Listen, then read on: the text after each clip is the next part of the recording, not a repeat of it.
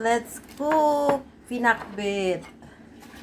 This is the ingredients.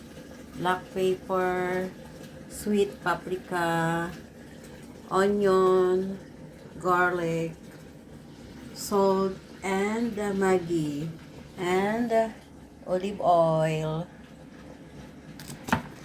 Of course, Mamacita oyster sauce. And this is the vegetable, eggplant, ampalaya, and long beans, okra, squash or kalabasa. Yan. So yummy. Let's go. Let's cook for our lunch. Hugang ko siya ng pork. Itong pork, pinalambot ko na rin siya. And nakamarinate din yun siya sa salt, pepper, and oyster sauce. And now, sinusuti ko na siya. Pag ano na siya, medyo brown na, lagay na natin yung garlic, tsaka onion. Excuse me. Onion.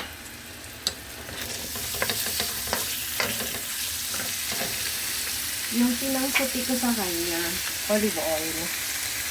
Yan.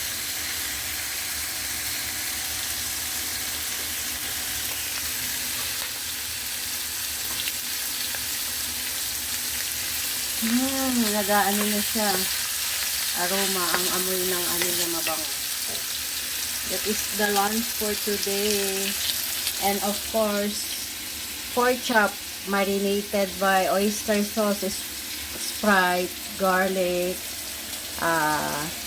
Maggi, magic syrup, yan. And little bit salt and pepper. Yung garlic. Yan. Mix lang natin. Na siya at lumalabas na yung aroma niya. Lagay na natin yung mga vegetable. Yan. Squash.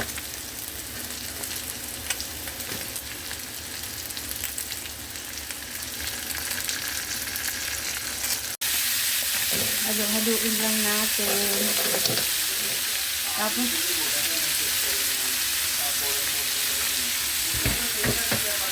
i-cover natin para lumambot yung palabas. Ayan, na-mix na natin yung mga vegetable. Ilagay na natin yung mga spices. Paprika, a little, sweet. Of course, paminta or say black pepper. A little bit salt. Maggi, magic syrup, the magic of Maria Variety Vlogs.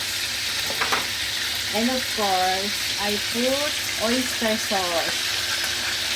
Yan. Para yummy siya.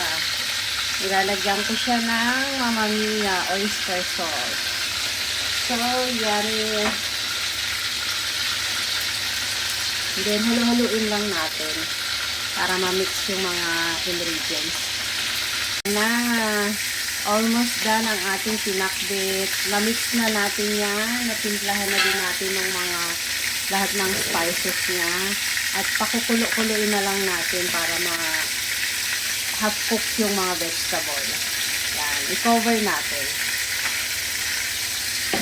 Yan. Cover natin.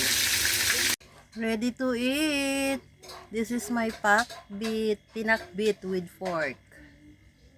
So yummy.